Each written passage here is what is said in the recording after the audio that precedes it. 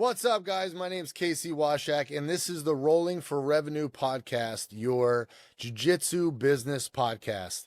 So if you're looking to create more impact in your community and create more of an impact in your own life with using your business to create the lifestyle you want, this is the podcast for you. So guys, I want to start off today with a story. This happened, like 5 years ago.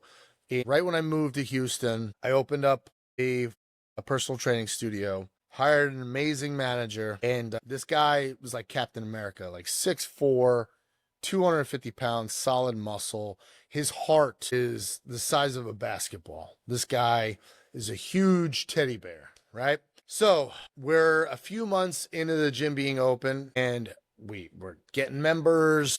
We're doing good. We're growing. We're helping a lot of people. One thing I've always been very strict about is the price is the price. I don't do deals, okay? And I'm going to explain why in a minute. My manager comes up to me. He's like, just signed up this lady, Casey. She needs our help so bad. And I just wanted to help her. So I gave her a big discount on our price, on our membership. And I said, okay, so I'll let you into my mindset here. As the owner, I can't just yell at this guy and say the price is the price. This is who we are. We have to have integrity, blah, blah, blah. I had to figure out a way to get it to resonate with him and who he is and why he did it, right? He did it because he really wanted to help this lady, and he didn't think she could afford us. Completely get that. So here's how I addressed it. First thing out of my mouth was like, do you not love our clients? And he got super upset. What do you mean? Of course I love our clients. They're my world. Like I'll die for them. I'm going to help them any way I can. I'm like, well, you didn't give all them discounts. How do you think they would feel right now if they found out that this lady you don't even know got a discount, but they didn't, and you supposedly love them? And all of a sudden his face changed, and he realized that he sold out all these members for this new lady. He was willing to take their money at the prices we quote, but he felt she couldn't afford it, which I have more stories about that. She couldn't afford it. And so he did a deal for her, but not the 50, 60, 70 other members we have at the time. So I saw the smoke coming out of his ears. I saw his gears grinding. He realized at that moment, man, that's not fair to everybody else. Now, the reason why I'm bringing this up is I know so many jiu-jitsu school owners who don't feel confident in what they're charging, first off, and they immediately throw a deal out, even when somebody doesn't even ask for it. And that's number one, it's a recipe for disaster when you don't think there is no personal space in jiu-jitsu. And you know that as you're getting going in jiu-jitsu, you form these bonds with other people. You don't think your members are talking. You don't think for a minute that they're talking about what they're paying every month, or you comp this person, or you did this deal for that person. Like, they're talking. And really, in doing this kind gesture, or what you perceive as a kind gesture, in doing that, you're potentially eroding the loyalty of all your other students because maybe they didn't get the deal, but this new guy did.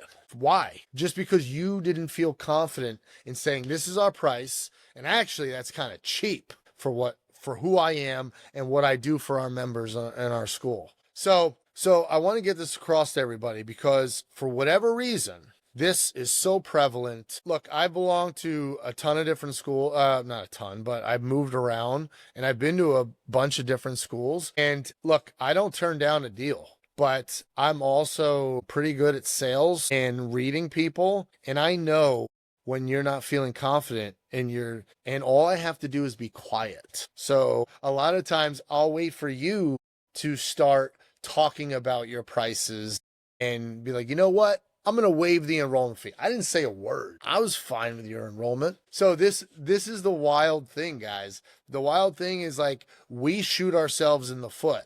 every chance we get. And we say, now let's start here real quick. Where did your pricing come from? What it probably came from is what the dude down the street's charging. And you probably went, I'm going to go $20 less just so more people come to me. No, they're not. They'll pay what they want to pay. People will pay what they want to pay if they see the value. And so it's a really wild thing coming from fitness to jiu-jitsu, because fitness, we don't talk prices over the phone. A lot of us don't put our membership prices on our website. Why? Because we have to create value. I mentioned in an earlier podcast, I'm a nutritionist, right? So on top of me training somebody, I'm also going to work with them on their nutrition. So I'm killing multiple birds with one stone. So if I just put out there that our membership is $500 a month, and then you hear Planet Fitness is $10 a month, you're going to be like, wow, I should probably save a lot of money and go to Planet Fitness. But you don't know that incorporated in that 500 is, number one, we're going to develop a plan for you. We're going to run you through that plan. We're going to hold you accountable to that plan, physically, all the workouts. But then on top of it, I'm going to build a meal plan for you and guide you through that. So I am assuming the role of multiple different people you would need to hire, right? So in fitness, we learned a lot that unless you are super cheap, you don't put your prices out there, because people are going to be like, why are you $100 more than the other guy? I'm just going to go to the guy who's cheaper. So this is not the case in jiu-jitsu. So when I became part owner of the school we're at, I think we're super cheap. So I just tell everybody the price. I'm like, it's super cheap. Like if you can't afford this, then it's $175 a month. If you can't afford it, I don't know what to tell you. But it's a reframing. I know people and I raised the prices when I became owner of this school. I raised prices because I'm like, they can train 4 hours a day, 6 days a week, and we need coaches and all these, and then the kids program and strike, like all this stuff. And it's no, this is too cheap. So, but I have the confidence in being able to relay that value. And all pricing is it's a transaction of value, money for the service. And now if you have a lot of things in the service, the money seems cheap. So what I wanted this episode to be about is I wanted you just to think about the next time someone comes up to you, I want you to have the strength and willpower not to do a deal. Okay? And because you're worth it. You're worth it. Your other students are worth it. And so keep the integrity. The business is the business. You want to be here. It costs X. Okay?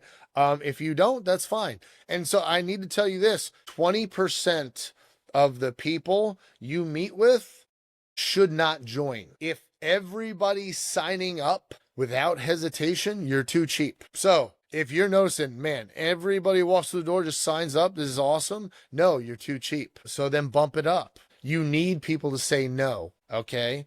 Then you're like, okay, I'm starting to hit the threshold. But right now, in my opinion, there is no threshold. I know schools charging, and these aren't AOJ and stuff like that. These are just random people charging $350 a month for jiu-jitsu. And then you have people charging $100 a month. And the big thing I want to get across, and this is going to be throughout these episodes, is I'm doing this podcast because I've watched so many people with good hearts and good intentions end up hating the thing they loved because they designed the business the wrong way.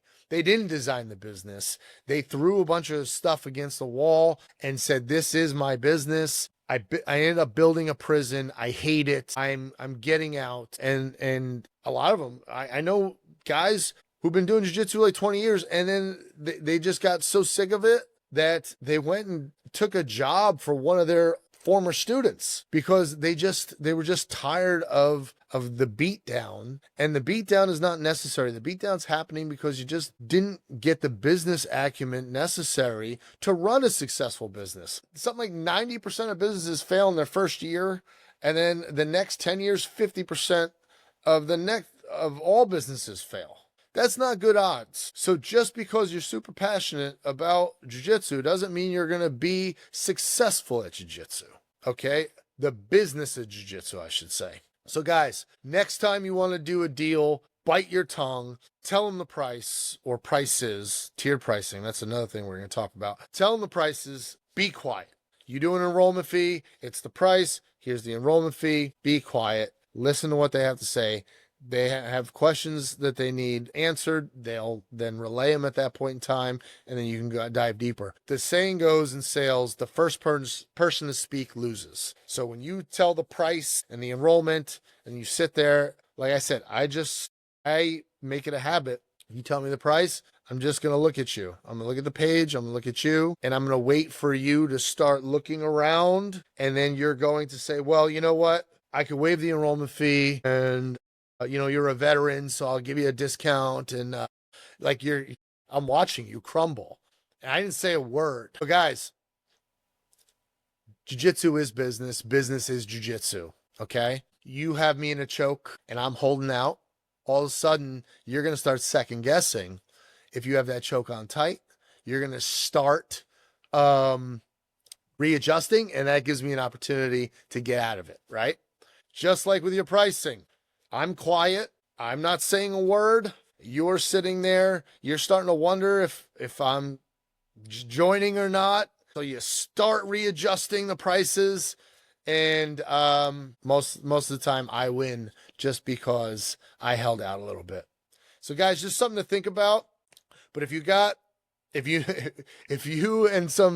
know some school owners who do this, please share this episode. And remember, go to rollingforrevenue.com and get the Rolling for Revenue book. That book has all these things we're talking about and goes way deeper in depth than these episodes. So until next time, I'll see you on the mats.